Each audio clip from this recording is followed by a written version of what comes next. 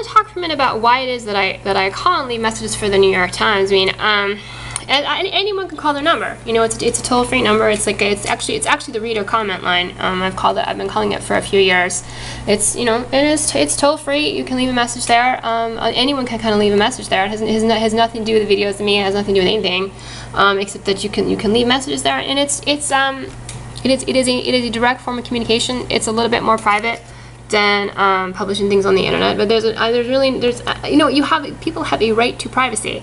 They have a right to privacy, you know, and it just doesn't have, there's nothing that I say in those messages that I couldn't publish on the internet and say it on the internet. But sometimes you want more privacy for something.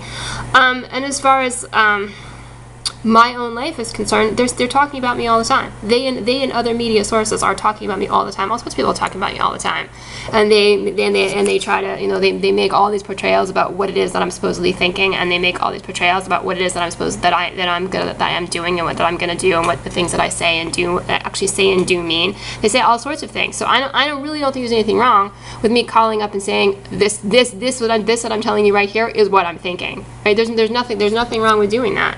You know, and it takes less time than publishing something on the internet. You know, it's just I don't think it's an unreasonable thing for me to do. It doesn't mean that I think they're my friends. I'm not confused about whether or not they're my friends. I know that they're not. You know, it seems to me is like code for threatening Edward Snowden, which I don't know why. I don't really know why they're doing that. You know, he's not my husband. I haven't bombed anything. He hasn't bombed anything. You know what I mean? I mean, it's like it's really nasty. But of course, this is their motive. And they're child molesters.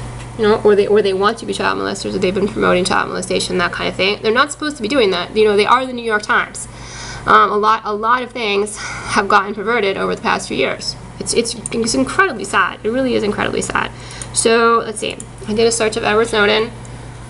You know, he's going to be having a rough time for a while. This is just silly. Give me a break. I mean, U.S. business just couldn't be any more, you know, filthy rich, for lack of a better way to put it. Maybe I shouldn't use that term, and probably I shouldn't, but there it is. But that's what I had to say. I try not to use that kind of terminology very often, you know, and I certainly don't mean it in a sexual way. Although, in fact, you know, it's all very unethical. It's all very unethical. And then there's this.